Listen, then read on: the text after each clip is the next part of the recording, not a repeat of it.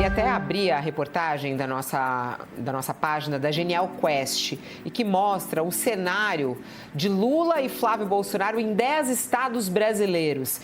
E é muito interessante a gente ver como é que está essa disputa. Para quem está conosco na TV, a gente vai para o intervalo, porque a gente precisa pagar aí o intervalo, mas a gente continua nesse assunto aqui pelo nosso YouTube com mais detalhes sobre essa pesquisa. A vitória, segundo essa pesquisa, a intenção de voto, né, num segundo turno de Flávio nos estados mais ao sul do país e Lula mais na região sudeste e também nordeste do nosso país.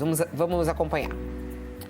Vamos lá, vamos voltar para a pesquisa Genial Quest, que foi contratada pelo Banco Genial, mostra os percentuais de intenção de voto e um possível segundo turno entre Lula e Flávio Bolsonaro em 10 estados. Eles ouviram 11.646 pessoas presencialmente, né, nessa pesquisa entre os dias 21 e 28 de abril.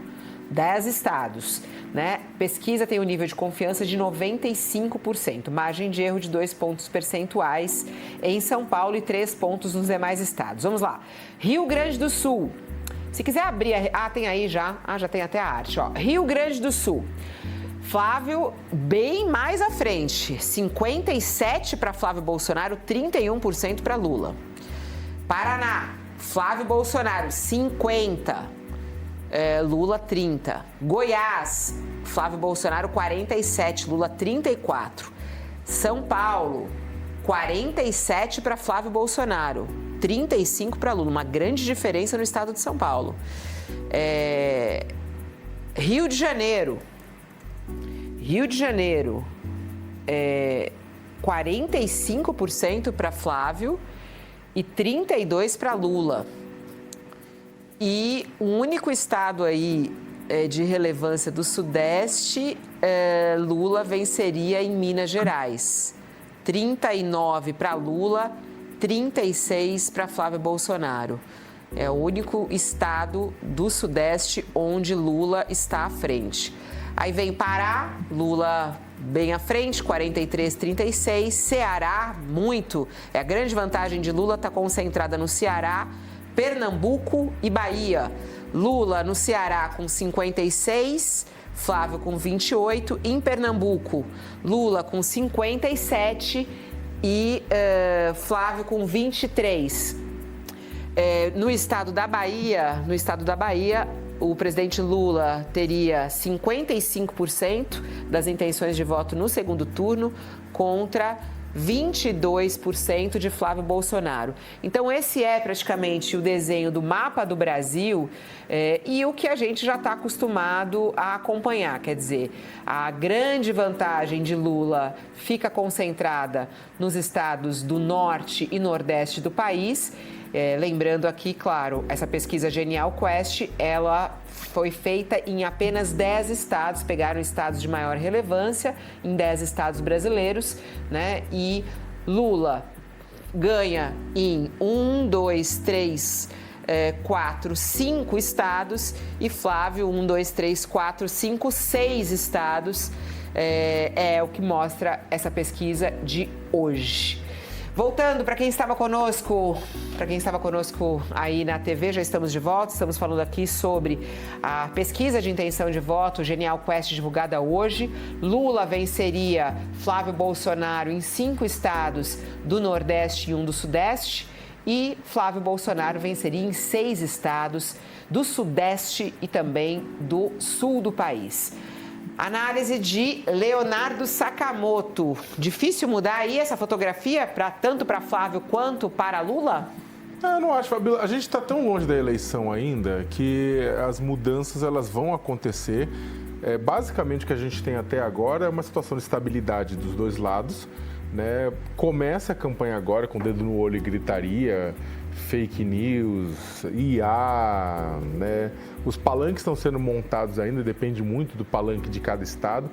Então, a gente ainda está em aberto. Como eu já falei aqui várias vezes, tem 50-50, 50% de chances de qualquer um dos dois lados vencer, né, na minha avaliação. E eu não descarto, como eu já falei, inclusive, vitória no primeiro turno.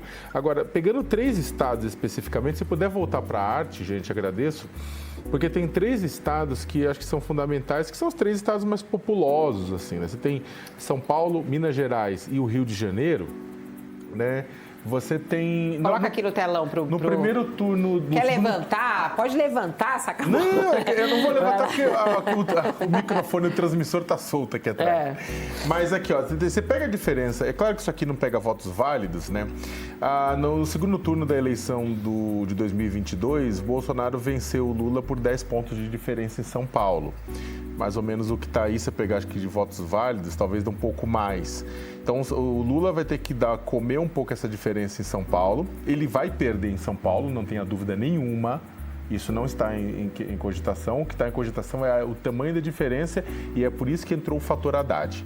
O Haddad entra na eleição, por mais que ele vai falar, ele vai tentar vencer, ele entrou para vencer São Paulo, não tenha dúvida nenhuma, mas ele entrou na eleição para diminuir essa diferença aqui, para poder puxar voto para o Lula nessa diferença.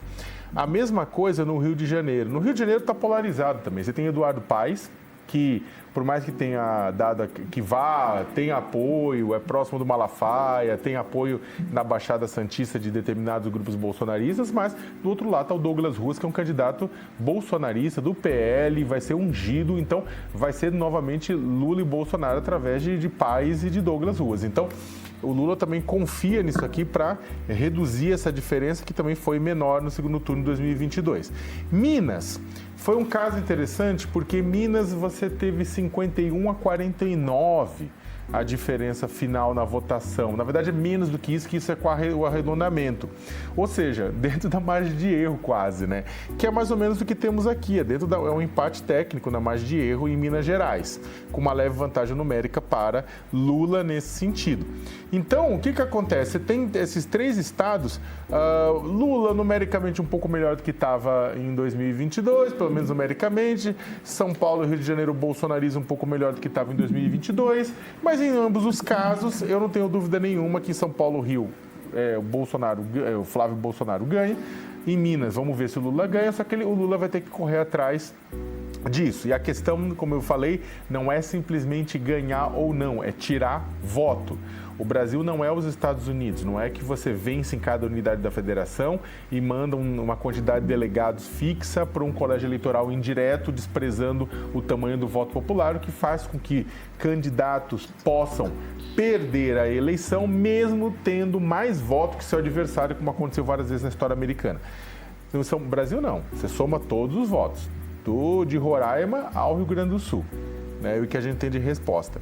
Então, esse é o ponto. Né? Esses estados populosos, inclusive neste momento a campanha do Lula está focando publicidade nos estados mais populosos, está tendo esse foco nos estados mais populosos, exatamente para tentar tirar um pouco essa diferença e na hora que começar... A ideia é a seguinte, na hora que começar a campanha, eles querem pelo menos estar na mesma situação que estava próximo de 2022, Fabíola.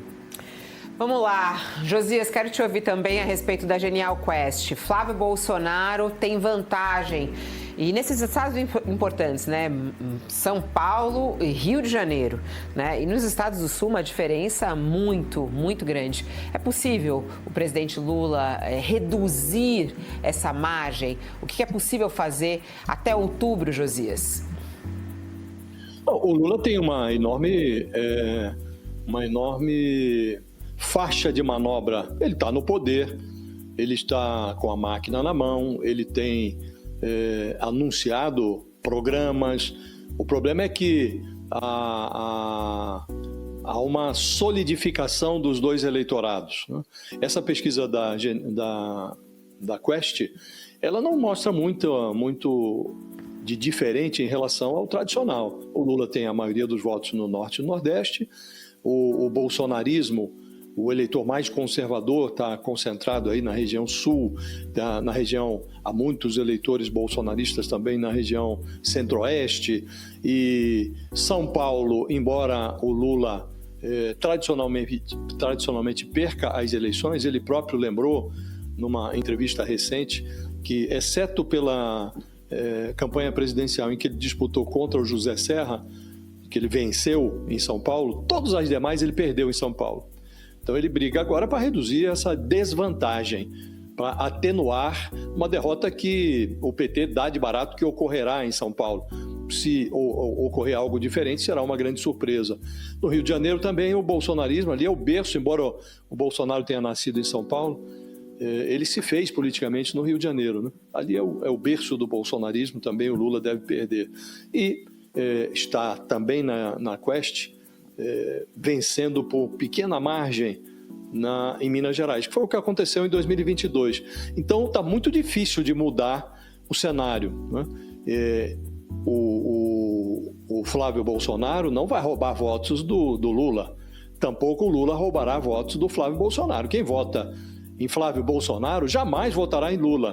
Do mesmo modo, quem vota em Lula jamais votará em Flávio Bolsonaro. Portanto, há dois polos muito consolidados.